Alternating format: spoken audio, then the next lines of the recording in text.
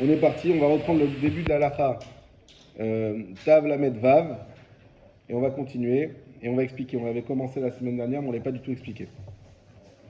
Din Amfaresh Beyam Yotse Beshayara, Uvo Shalosh Seifim, littéralement, celui qui sort en mer, ou qui part en charrette, en caravane, et il y a dedans 3 paragraphes. En d'autres termes, celui qui voyage avant Pessah. Comment il doit faire l'abdika, quand, bracha, pas bracha, on va voir tout ça. Amfaresh miyabasha leyam, oyotse beshayara, celui qui part de la terre ferme vers la mer, ou qui voyage en caravane, veno maniach beveto misheivdok. Premièrement, il a laissé personne pour faire l'abdika à sa place. Pourquoi on dit ça? Rappelez-vous, on en a parlé, on a la possibilité de nommer un chaliar pour faire l'abdika à notre place. Si par exemple je voyage, ça peut arriver que mes grands-enfants ils restent à la maison. Et ça peut arriver des fois. Eh bien eux, ils ont décidé de rester, nous on voyage. Dans ce cas-là, on n'est pas dans le cadre de ce halakha. Pourquoi? Parce qu'on va les nommer chaliar pour faire l'abdika à notre place. Et si on les nomme chaliar, ils feront l'abdika le 14 normalement, avec bracha et tout. D'accord? Ce sera notre shlichim. On peut également nommer chaliar un voisin. Dit écoute, ça ne dérange pas, tu peux faire l'abdika chez moi. Dans ce cas-là, pareil, on ne sera pas dans le cadre de cette halakha puisqu'on aura un chaliar. Maintenant, si on n'a pas de chaliar, on rentre dans le cadre de l'halakha. Premièrement, torche loshim yom. Si on voyage dans les 30 jours, c'est-à-dire après Purim. Zakouk livdok. On est obligé, avant de voyager, de faire l'abdika. Et le Rama nous précise, Velo yevarech az al biu chametz. Mais par contre, il ne fera pas la bracha al biu chametz. On va expliquer dans 2 secondes. Kodem shloshim yom. Maintenant, si c'est avant 30 jours, c'est-à-dire qu'il voyage avant Purim, en sarir livdok. Dans ce cas-là, il n'y aura pas besoin de faire de bdika. Alors, qu'est-ce que ça change du point de vue du chametz? On voyage 30 jours avant ou 30 jours après. Et pourquoi on ne fait pas de bracha? Tout de suite dans le Mishnah Bora. Shloshim yom. On prend le Mishnah Bora bête. Tor shloshim yom, pardon. Va filou en dato lachzor klal adachar pesach. Même s'il n'a pas du tout l'intention de revenir jusqu'à après Pessah. Velo ir'e et chametz chez beveto. Il ne va pas voir le chametz qu'il y a chez lui. Mishum demeaz vehal'a chal alav chovat abdika. Parce que à partir de là tombe sur lui la mitzvah de bdikat chametz. Ça veut dire que c'est une takanat chachamim. Les chachamim, à partir de quand je suis concerné par la bdikat chametz? C'est 30 jours avant. C'est-à-dire, nous on croit que la bdikat chametz c'est que le 14 au soir. En réalité, la bdikat chametz c'est depuis Purim. On a une mitzvah de bdikat chametz depuis Purim. Donc en réalité, quand nos femmes, elles font, même nous on fait le ménage pendant déjà depuis des jours et des jours avant Pessah, c'est déjà la bdikat chametz des chachamim. C'est pas stam un ménage. Alors la question qui se pose, si déjà je suis en train de faire la mitzvah de bdikat chametz, alors pourquoi je ne fais pas la bracha? Si tu me dis que c'est déjà la mitzvah de bdikat chametz, fais la bracha. Deuxième question, qui a dit que 30 jours avant on avait la mitzvah de bdikat chametz? Alors c'est Shulchan Aruch, mais c'est quoi la source? C'est quoi la source? Regardez, vous avez un petit bête à côté de Chal Alav Chovat Abdika, et vous allez tout en bas dans Shar Hatziyun, petit bête, des Shoalim Be'ilchot Pesach, Kodem le Pesach Shoshim Yom. Parce qu'on on va demander, s'interroger sur les Ilchot Pesach, en d'autres termes, étudier les Ilchot Pesach, déjà 30 jours avant. C'est ça la source. Vu que de la Torah, on a appris, puisque Moshe Rabbeinu a enseigné les halachot de Pesach Sheni le jour de Pesach, donc 30 jours avant, de là on a appris que, en général, il faut vérifier les halachot de Pesach 30 jours avant, même ceux depuis Sarishon, donc depuis Purim. De là, on apprend que la bdikat chametz, qui est liée à la mitzvah de Pesach, de faire disparaître le chametz, commence 30 jours avant. Ça, c'est la takanet chachamim. Ça, c'est important à comprendre. Donc 30 jours avant, j'ai la mitzvah déjà de chachamim de faire la bdikat chametz. Donc la question, nous, je ne sais pas pour vous, mais moi j'avais la question plutôt à l'inverse. Pourquoi celui qui part 30 jours, celui qui part avant Pourim, on va dire comme ça pour pas s'embrouiller, pourquoi il n'a pas la mitzvah? Pourquoi il n'est pas tour? Moi c'est dans ce sens-là. En réalité la question n'est pas dans ce sens-là. C'est sûr qu'on n'est pas tour. Pourquoi? Parce qu'on parle du cas où on revient après Pessah. Donc on s'en fiche du Hametz, on va faire le bitoul. De toute façon, on va pas le voir, il n'y a pas de risque qu'on le mange. N'oubliez pas que l'une des raisons de Bdikat Hametz, c'est parce que le risque qu'on mange du Hametz pendant Pessah. Mais là, de toute manière, tu ne vas pas être là pendant Pessah, donc il n'y a aucun risque. Pourquoi tu veux me... Donc d'après ce qui est pas chou, ce qui est sûr, ce qui est normal, c'est d'être pas tour. Le chidouche, c'est dire que tu es chayav, que tu es obligé de le faire. Et pourquoi? Takanat Rachamim. D'où les Rachamim, ils ont tiré ça, du fait que la Torah nous a dit qu'il fallait étudier les mitzvot de Pessah 30 jours avant. Ça va? Reste la question de pourquoi la bracha. Ouais, ça pourrait pas être parce que quelqu'un pourrait venir dans ta maison et Non, ça, on n'a pas fait de takana comme ça. Il y a toujours, on peut toujours trouver des... Ça, on a dit non, ça on ne craint pas. Ça, on craint pas. D'ailleurs, si quelqu'un vient chez toi, on verra, si Dieu veut aujourd'hui, comment on doit agir quand on va chez quelqu'un d'autre. Quelqu'un qui nous loue une maison. On verra que c'est sur lui qu'il y a la chova de faire l'abdikat hametz. Parce que c'est chez lui. Maintenant, si toi, tu sais que la maison elle n'est pas nettoyée, il faut prévenir les gens qui viennent avant. Dire attention, tu veux venir à Naria, toi tu es à Paris, pas de problème, tu dis à ton cousin, je te prête la maison, mais attention, j'ai pas fait l'abdika, prévois de faire l'abdika. Il faut le prévenir. Ça veut dire que quelqu'un qui sait qu'il ne va pas passer le Pessah chez lui, Oui. d'accord, il est obligé de faire l'abdika. S'il part, S'il part après Pourim. après Pourim. Même s'il vend sa maison. Non, là on n'a pas parlé de la vente. On verra, je te le dis dès maintenant, une partie de la maison, ou si la maison elle est vendue, tout ce qui est vendu est pas tour de bdika. Pas de bdika. Parce que ça sera même pas chez nous. L'abdika c'est sur ton chametz. Là, vu que ça va pas être ton chametz, c'est pas tour de bdika. D'habitude, les gens qui vont en voyage et tout, les gens ils doivent faire l'application au moins dans une pièce, d'accord, au cas où par un accident ils sont obligés de revenir. Il faut qu'il y ait un endroit. Mais dans ces cas-là, quelqu'un qui voyage après Pourim et qui sait qu'il ne va pas rentrer chez lui, il y a autant qu'il vende sa maison. Alors on va voir, tu as raison. Mais est-ce que la vente, c'est la meilleure solution d'après la halakha? C'est pas sûr. Deuxièmement, on va le voir que l'abdika, c'est une mitzvah. Et il y a des gens qui veulent faire la mitzvah. Ça veut dire qu'ils vont être peinés de ne pas avoir la mitzvah. Donc nous, on a une porte de sortie pour être pas tour de la mitzvah. Mais c'est pas forcément la meilleure chose, puisque le but, c'est de faire la mitzvah aussi. T'imagines si tu as passé un Pessah sans faire du coup de bdikat hametz? Oui, mais la mitzvah, elle incorpore la bracha. Alors là, on ne fait pas la bracha. Alors, on va voir. Déjà, voilà, de manière générale, c'est bien ce qu'il dit David, de manière générale, ça c'est un principe, la mitzvah et la bracha sont à distinguer. Par exemple, tu mets tes tefilines sans bracha. Est-ce que tu as fait la mitzvah? Oui. Ah, mais j'ai pas fait la bracha. Mitzvah et bracha, deux choses différentes. Alors si, tant que tu les as sur toi, tu peux faire. On avait vu exactement ceux qui les mettent avant l'heure du jour. Et que l'heure du jour arrive, ils font la bracha au moment où l'heure du jour arrive. Exactement. L'abdika, on peut la faire, c'est écrit clairement ici, que si tu fais l'abdika Hametz pendant Pessah, tu fais la bracha. Alors maintenant, pourquoi? Alors la question, donc normalement, comme on a dit, malgré tout la mitzvah elle est complète, mais pourquoi on nous dit de ne pas faire la bracha?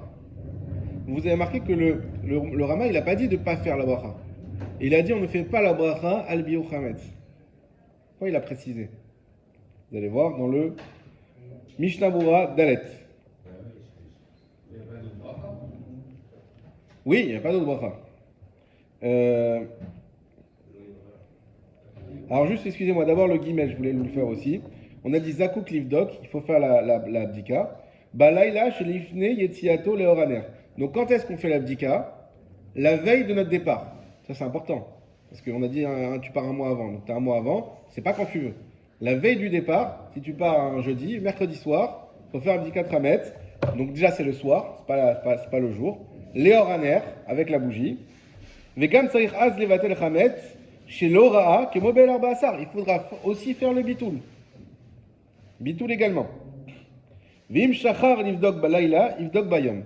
Maintenant, s'il a oublié de faire l'abdika et il part l'après-midi et le matin il dit mince, on n'a pas fait l'abdika hier soir, il peut la faire encore la journée. Vim yeshlo banim ktanim beveto tzarichu laniach lahem chametz lechol ve'en lo mi les manot à l'abdika. Et s'il a des petits enfants qui vont continuer à manger du chametz dans la maison et qu'il n'y a personne qui pourra passer après pour faire l'abdika, yotziem mi beto levet adam acher visham niach avuram vizgormo. Ça, je passe. On passe au dalet. Velo yevarer. On a dit, il ne faudra pas faire le bracha. On a posé la question pourquoi. Dire chez Bodek belel arba asar.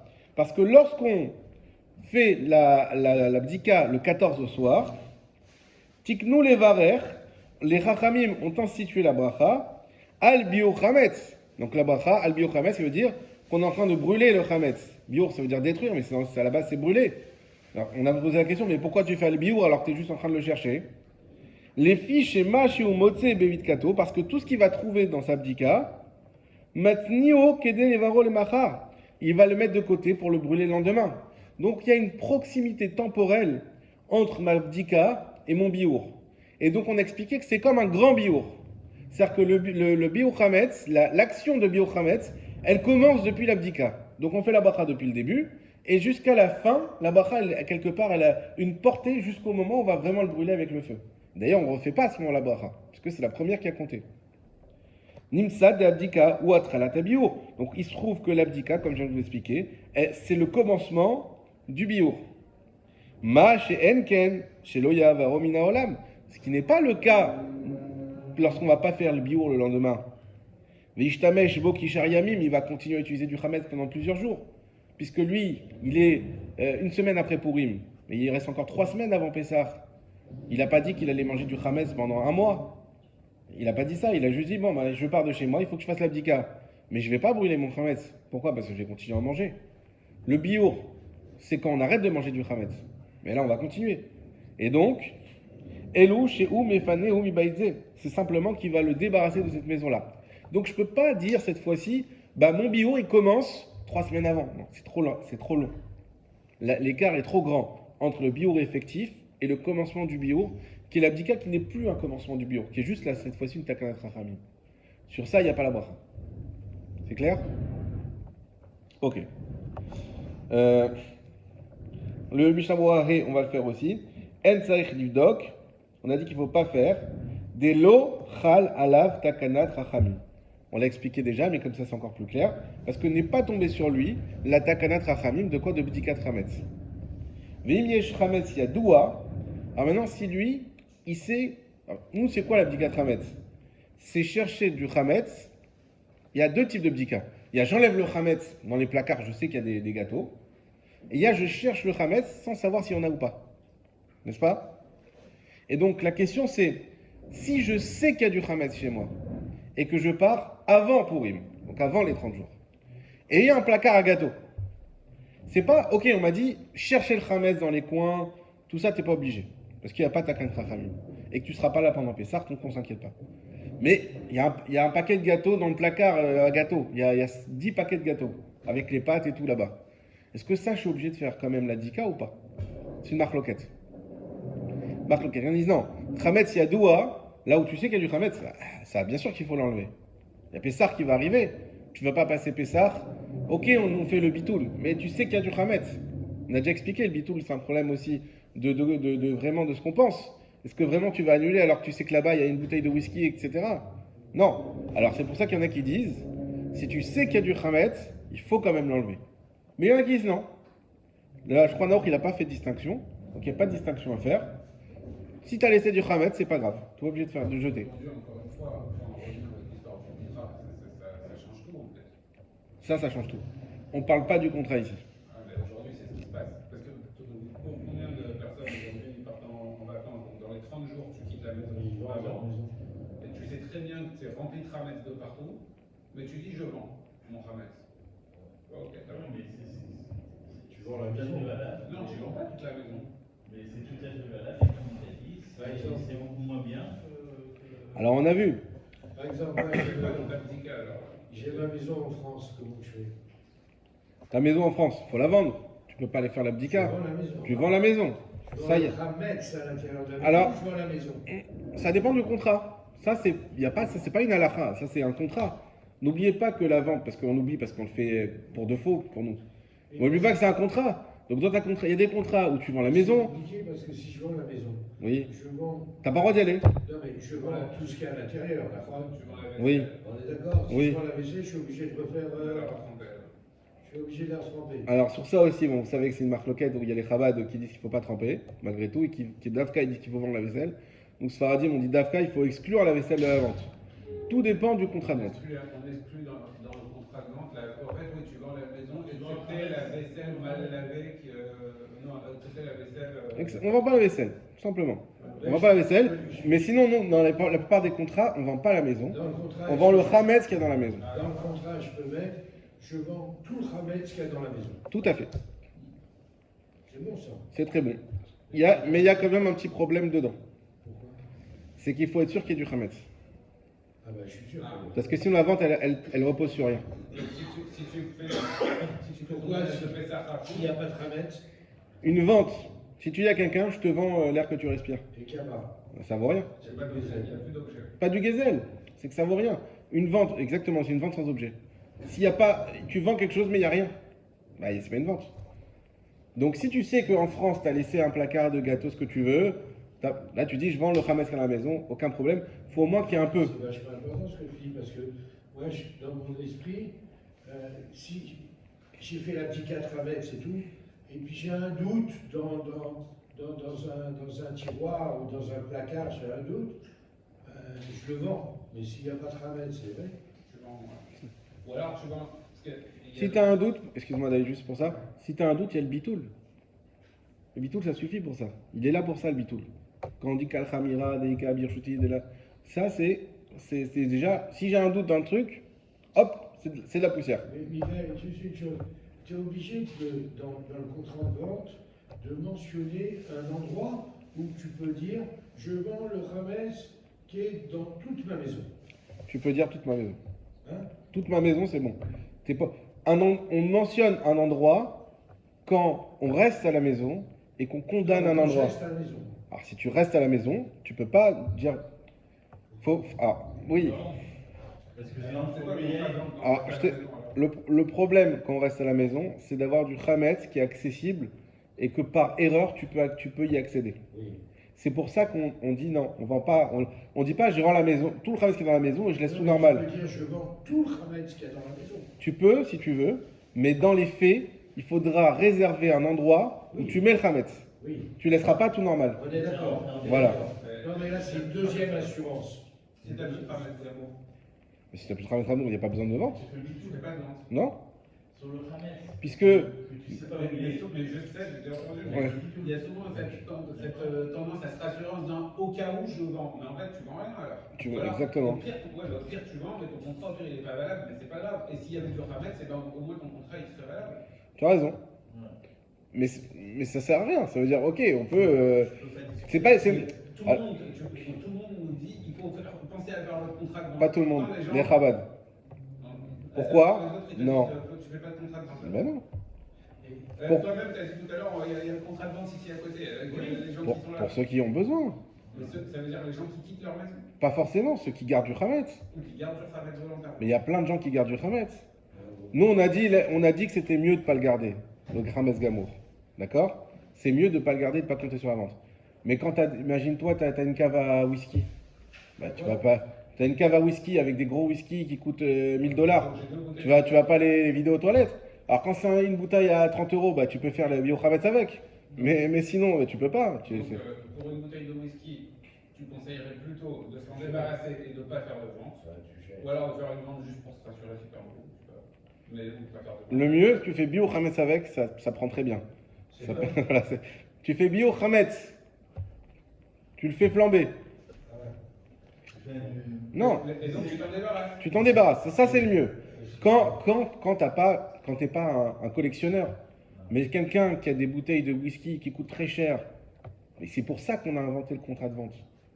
La Torah lui demande pas de se démunir. On lui dit, il y a une solution pour toi, contrat de vente. Mais le contrat de vente, c'est pas pour tout le monde. je fais une petite parenthèse que les Chabad, mais c'est uniquement les Chabad, eux disent que la vente du Chametz, ça fait partie des mitzvot de Pessah. Ça fait Partie des mitzvot de Pessah. Mais nous, pas du tout. Nous, le Shulchan Aruch, le contrat de vente, c'est une brèche, pas une brèche, c'est une solution qu'on a donnée Bediavad.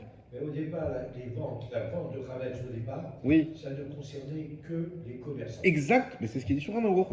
C'est les commerçants. Les commerçants, ils ne vont pas vider leur stock avant Pessah, ils ne vont pas tout brûler, ils vont faire faillite.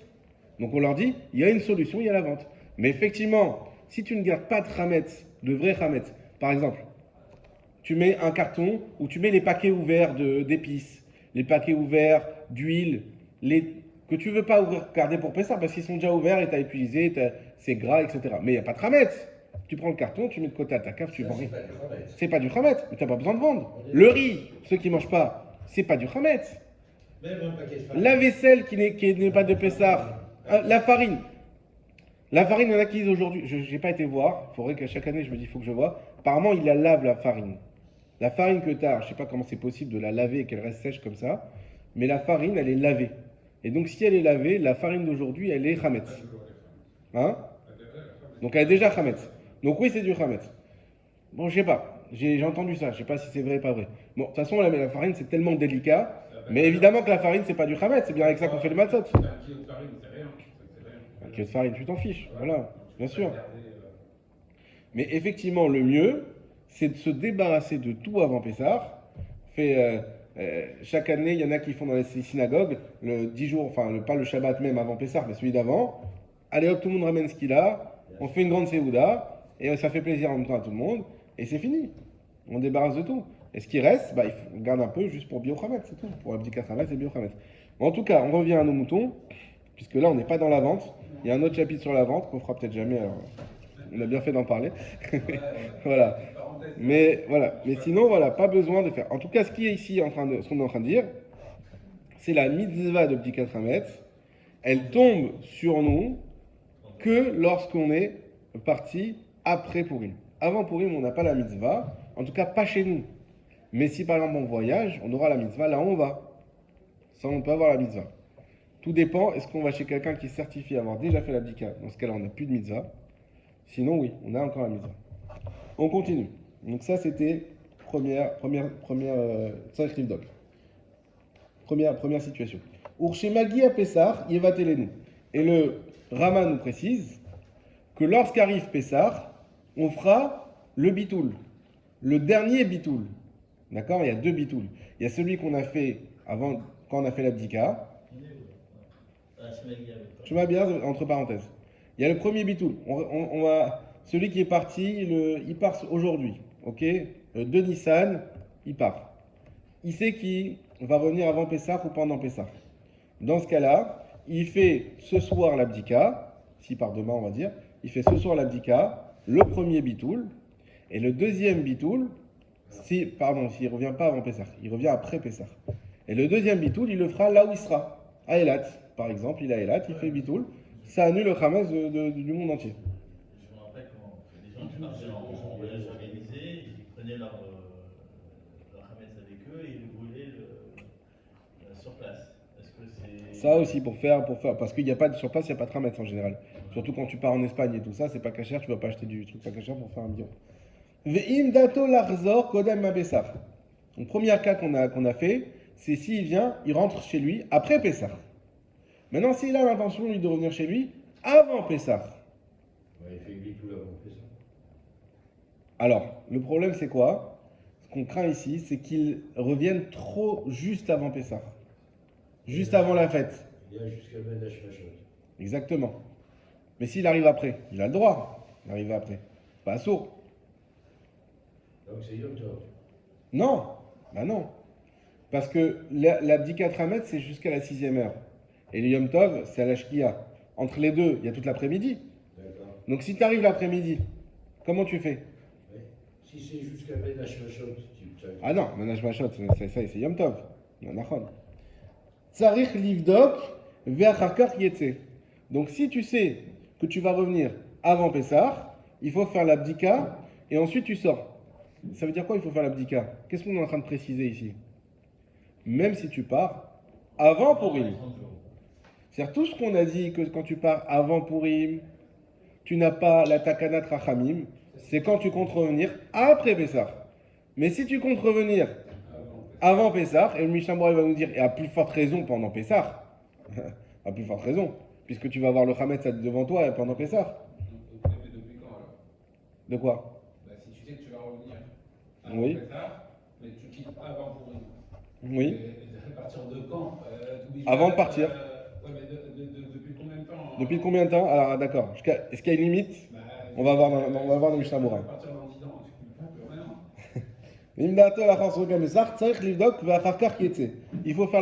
Il faut faire l'abdika et après sortir. Regardez le Mishnah Berurah qui répond à la question de David. Alors d'abord le Zayin, Dato Larzor Kodem Apesach. Donc le deuxième Mishnah Berurah de la page. Vechol Sheken in Dato Larzor Betoch Apesach. À plus forte raison s'il a l'intention de revenir pendant Pessah. Tzarich Livdok, Ve'afilu Yatsa Mitrilat Hashana Tzarich Livdok. Et même si tu sors au début de l'année, tu dois vérifier. Il n'y a pas de limite.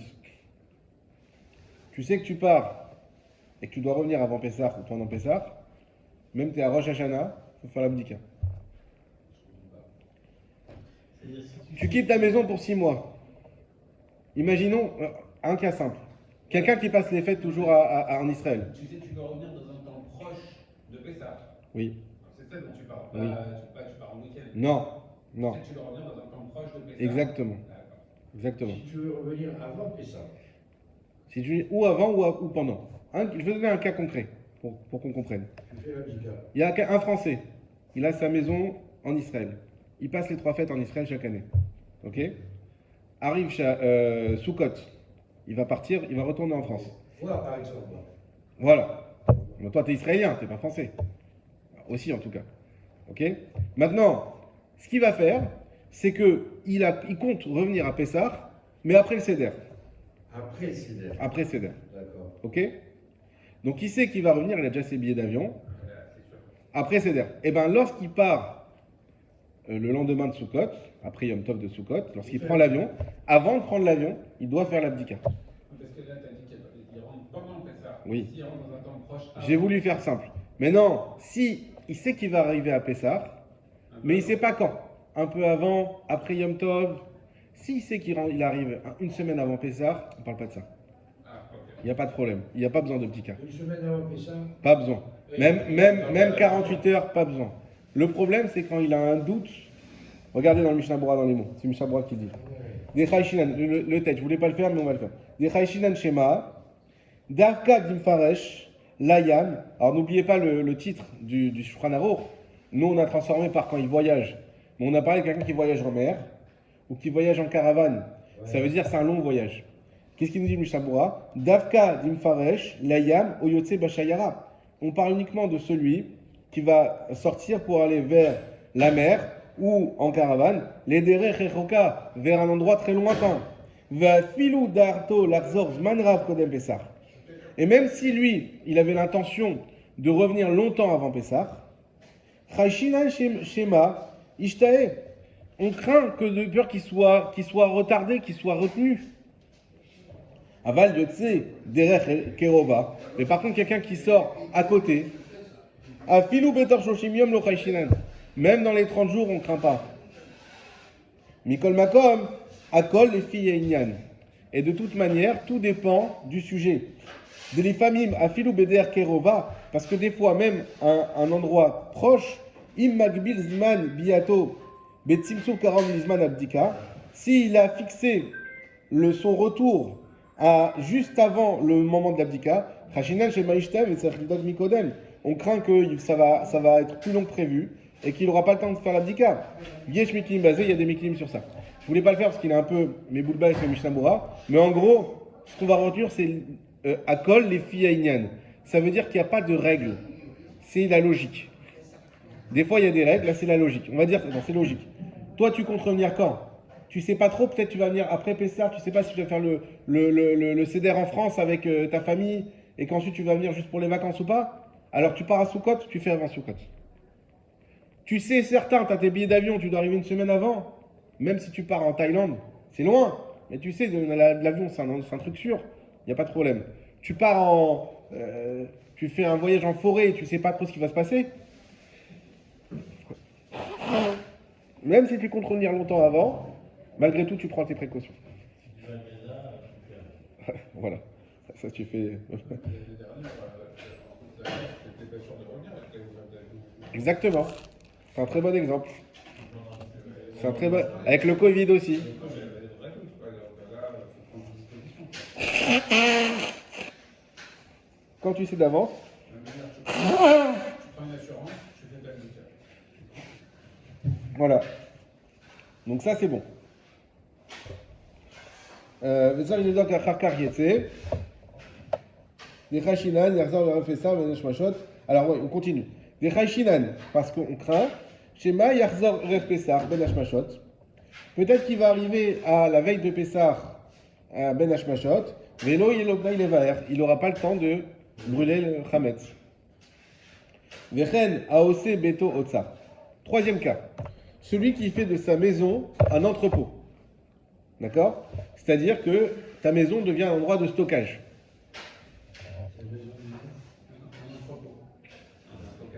Par exemple, tu dois déménager. Et voilà.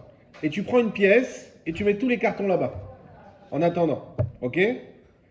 Le problème, c'est quoi? C'est que quand on va mettre tous les cartons, on n'a plus accès pour faire l'abdika Tramès. Est-ce que le jour du 14, il faut tout enlever, faire l'abdika et tout remettre? C'est un travail titanesque. Alors, qu'est-ce qu'il faut faire? Torche l'oshimium, zakouk livdok. S'il a fait ça dans les 30 jours, il doit faire l'abdika. Obligé. Donc il ressort tout. Non. Avant de mettre. Avant de mettre. Ah oui, d'accord, oui. Ve'acharkar kones otsaro letocho. Et après, il fait rentrer ce qu'il a entreposé. D'abord l'abdika, et après, donc il y a quand même une dika de cet endroit obligatoire. Ah, pourquoi? Il y a des cas où on n'est pas obligé de faire l'abdika? Ah bon? Oui. Koden shloshim yom, 30 jours avant. Alors, deux cas. Im dato lefanoto kodem a Pessah. Si il avait l'intention de vider l'endroit avant Pessah, livdok vachakar oseotsar. Il faudra faire l'abdika avant de remplir. Et ensuite, on entrepose.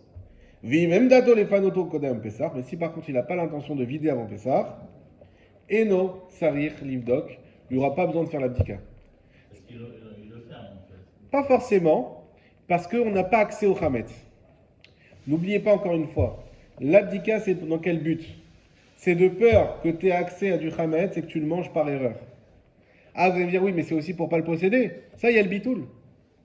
Le bitoul, il m'enlève le problème de possession. Il extermine. Donc, dès que j'ai fait le bitoul, j'ai plus de ce problème-là. Je sais, il y a dans cette pièce, il y aura du Hametz. C'est pas grave, pourquoi? Peut-être même c'est du Hametz qui est entreposé. Peut-être il y a un carton de gâteau. Il n'y a pas de problème. Pourquoi? Parce qu'il est derrière 40 cartons, on n'a pas accès, on ne peut pas le chercher, c'est pas grave. C'est bon? Sauf s'il y a une petite souris. On va parler des souris, Nachon. Le Rama. Je vous fais pas le Mishnah Berurah, comme ça on avance un peu. Veotsa chitim, sheesh chitim mechumatim. Maintenant, si c'est un entrepôt de Chametz, c'est un entrepôt de lu. Qu'est-ce qu'il doit faire avec cet entrepôt? Bekar, dans les mots, excusez-moi, je n'ai pas traduit, et un entrepôt de blé où il y a du blé qui a fermenté. Bekar kaït à bord, par exemple, dans un karkaït à bord, c'est-à-dire le sol d'un puits. En fait, c'est quoi? Si tu entreposes du blé dans un endroit humide, bah, le blé, il va germer. Un quoi? Un silo. C'est plus en haut. Un silo. Un silo, ok. Un silo, c'est là où on entrepose le blé. Ok. Non, Ah. là Là, c'est dans un puits. Là. c'est plutôt dans un puits, en fait. Ouais, dans un puits. C'est-à-dire dans un endroit humide. Ouais. Où en fait le fait qu'il y a l'humidité qui va être au contact de ce blé, ça va le faire germer. Ça pourrait le faire germer. Et donc le rendre Hametz, par définition. D'accord? Imnasa Otsar Shoshim Yom Kodama Pessar, s'il a fait cet entrepôt 30 jours avant Pessar, et nos Akouk Levaer. On décompte, c'est du Hametz. Ouais. On parle pas de vente ici, hein. Il n'y a pas de vente. Voilà. Pas besoin de le brûler. Pourquoi? Parce que c'est 30 jours avant. Et là, Mevatelo Belibo Vedayo. Il fera le bitoul et puis c'est tout. Ouais, c'est un peu chaud. Parce que c'est pas mangeable. Si, bah c'est du blé. Oui. On se retrouve dans le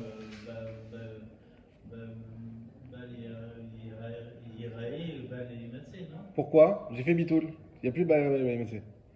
Le bitoul, il m'enlève le balimassé. Le problème, il y a aussi le fait que le risque que tu en manges. Alors, on a dit, attention, c'est un entrepôt, c'est pas une cuisine.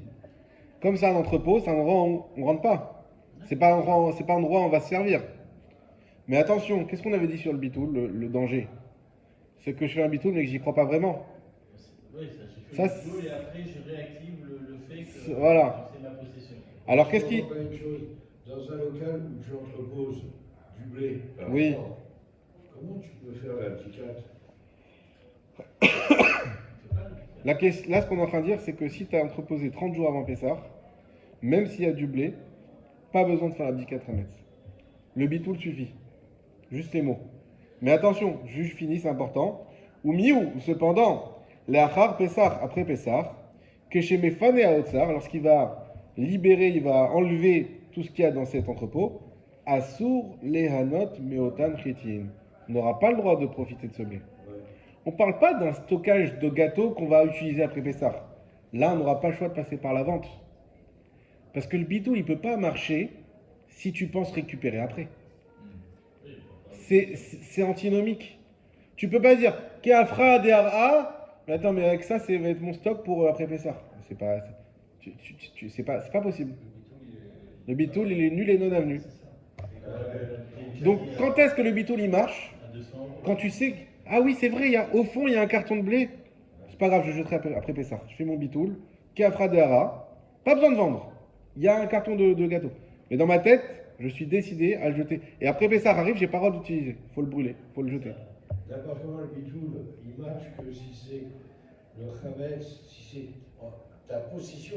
Oui. Mais si tu as vendu, il n'est pas concerné. Exactement. Non, ça c'est sûr. Maintenant, on parle du cas où en fait on est dans une chambre et tu sais que le 40e carton qui est au fond là-bas qu'on ne peut pas atteindre, d'accord, tu fais le bitoul et bien après ça, ce carton-là, il faut que tu le prennes, tu le jettes, tu le brûles. T'as compris? C'est ça en fait. Imagine que voilà. Tu vois, tu ouvres ta chambre, il y a 50 cartons là sur le. Tu ne vas pas enlever tout pour aller chercher le carton pour le sortir du. On veut le vendre. Oui. Ok. D'accord. Mais vous verrez que, et c'est aussi une des raisons, vous savez, il y a l'approche du Shulchan Arour qui est aussi globale. Il y a